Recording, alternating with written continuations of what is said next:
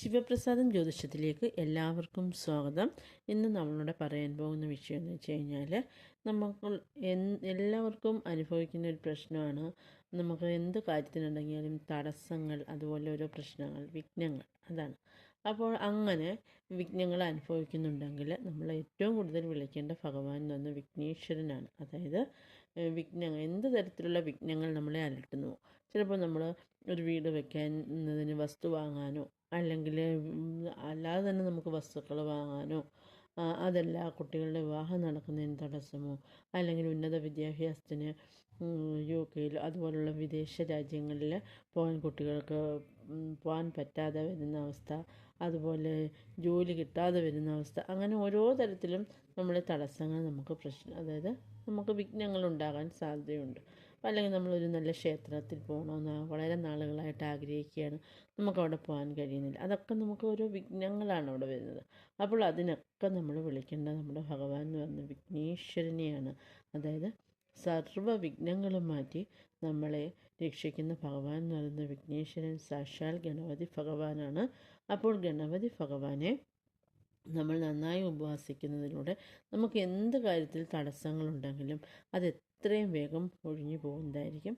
നിങ്ങൾ രാവിലെ എഴുന്നേൽക്കുമ്പോൾ തന്നെ കുളിച്ച് വൃത്തിയായിട്ട് വന്നിട്ട് ഭഗവാന്റെ അടുത്ത് ഓം ഗം ഗണേശ്വരായ നമ എന്ന മന്ത്രം ജപിക്കുക. അപ്പോൾ ആ മന്ത്രം നിങ്ങൾ ജപിക്കുന്നതിലൂടെ അതൊരു 21 തവണ ജപിക്കാൻ നോക്കുക. ഓം ഗം ഗണേശായ നമ, അല്ലെ ഓം ഗം ഗണേശ്വരായ നമ എന്നും ഓം ഗം ഗണേശായ നമ, ഇത് രണ്ടും കുഴപ്പമില്ല. അപ്പോൾ നമ്മൾ ഭഗവാനെ നന്നായിട്ട് ഭജിക്കുക ഈ ഒരു മന്ത്രം ജപിച്ചുകൊണ്ട്. അതായത് 21 പ്രാവശ്യം അങ്ങനെ ജപിക്കുക. ഭഗവാൻ എത്ര തരത്തിൽ, അതായത് ഏത് തരത്തിലുള്ള തടസ്സങ്ങളാണോ നമ്മളെ അലട്ടിക്കൊണ്ടിരിക്കുന്നത്, ഭഗവത് കൃപയാൽ നമ്മുടെ ജീവിതത്തിൽ നിന്ന് ഒഴിഞ്ഞു പോവുക തന്നെ ചെയ്യും. അപ്പോൾ എല്ലാവരെയും ഗണേശൻ അനുഗ്രഹിക്കട്ടെ. അപ്പോൾ അതുപോലെ തന്നെ അടുത്ത് ഗണേശ ക്ഷേത്രങ്ങളുണ്ടെങ്കിൽ അവിടെ പോവുക.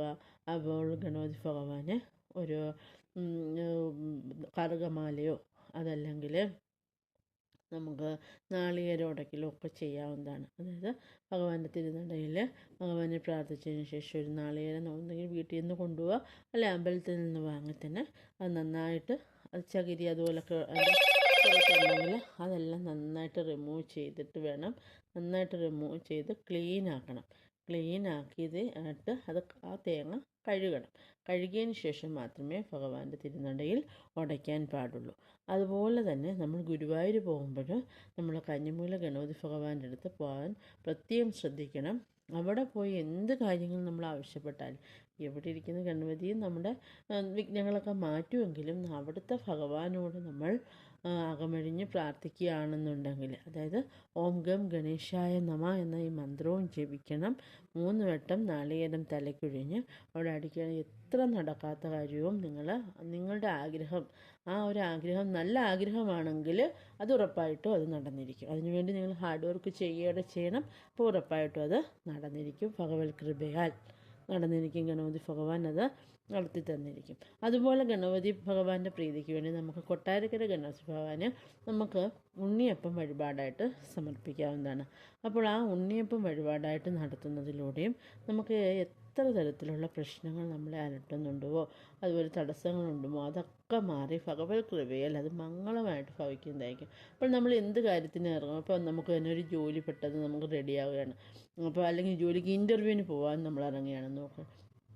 അപ്പോൾ ഫസ്റ്റിലെ നമ്മൾ ഗണപതി ഭഗവാന് എൻ്റെ ഭഗവാനെ ഞാൻ ഒരു 101 രൂപയുടെ അപ്പം വാർപ്പിച്ചോളാമെന്ന് മനസ്സിൽ പ്രാർത്ഥിച്ചിട്ട് വേണം പോകാൻ. അപ്പോൾ ഭഗവാൻ കൂടെ ഉണ്ടാകും. അപ്പോൾ ആ വിഘ്നങ്ങൾ എന്തെങ്കിലും ഉണ്ടെങ്കിൽ അത് മാറും. അതോടൊപ്പം നമ്മൾ ഈ മന്ത്രവും കൂടെ ജപിച്ചു കൊള്ളുക. ഉറപ്പായിട്ടും തടസ്സങ്ങളൊക്കെ മാറി ഭഗവാൻ കൃപയാൽ അതെല്ലാം നടക്കുന്നതായിരിക്കും.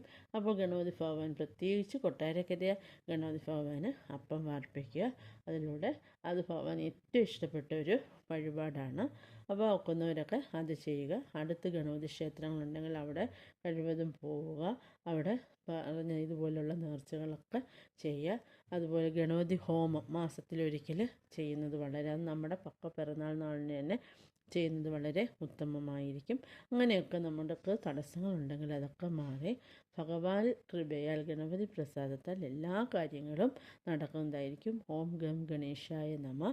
സർവരെയും ഭഗവാൻ അനുഗ്രഹിക്കട്ടെ എന്ന് ആശംസിക്കുന്നു.